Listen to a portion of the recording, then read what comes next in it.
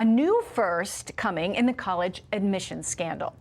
Xiaoning Su, a Chinese foreign national, will plead guilty later on this week for allegedly paying a $100,000 bribe to get her son into UCLA as a soccer recruit with a 25% scholarship. Now, despite the fact that he did not play that sport competitively. Here now to talk about a pretty unique case and what is next for some of the other parents wrapped up in this scandal is partner at Burr & Foreman and former Assistant U.S. Attorney Alex Little. Alex, thanks for being here.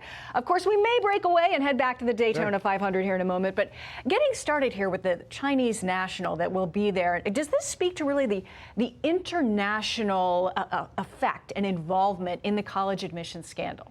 Well, I think it says two things. One, we know particularly the types of parents who are trying to get their kids into school. There's a huge push among international parents to get their kids into American schools. So it's probably not surprising that some of the folks who have committed this crime come from outside the country. You know, the people who are really facilitating this, the people who are taking the money and getting the university to give the admissions decisions, they knew about these parents. They tried to find this sort of illegal money anywhere. And that's one thing that's happened here. Also, it shows the Department of Justice is willing to indict people outside of the country, jump through the hoops to get them actually extradited to the United States. That's not a small thing, so it shows how serious they are. Yeah, facing all those extra challenges.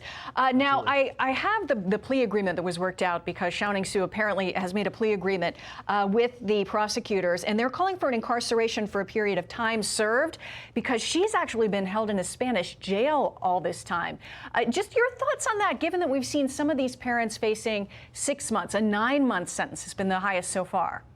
Well, I think what that also reflects is the fact that the prosecutors know it's a difficult thing to extradite somebody to the United States, and they may lose. They may lose the extradition battle. So they get a guilty plea. She has done some time sitting in that Spanish jail waiting for this to happen, and so it's probably a pretty reasonable outcome for her case. Yeah, another piece of evidence was also revealed here recently. It is the coxswain application of Lori Loughlin's, one of her daughters. It meets up. It's outrageous. Yeah, when you see this document, it speaks to a bunch of races that prosecutors argue this young lady never participated in, from the head of the Charles in Boston to winning gold medals, silver medals in San Diego Crew Classic, the Marin Crew Festival.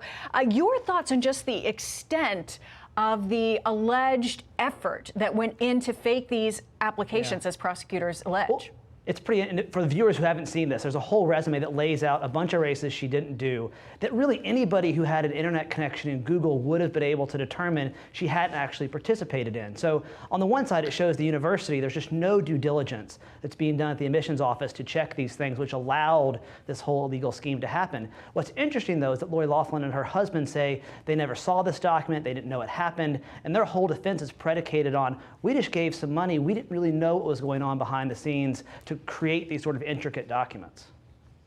And, you know, one of the fascinating things about this, too, was the university, as you mentioned, due diligence. They had actually tasked the woman at the university, one of the administrators there, with looking into this, and she allegedly, according to prosecutors, was already working with the mastermind of the scheme. Right. He knew where to pay those bribes, absolutely.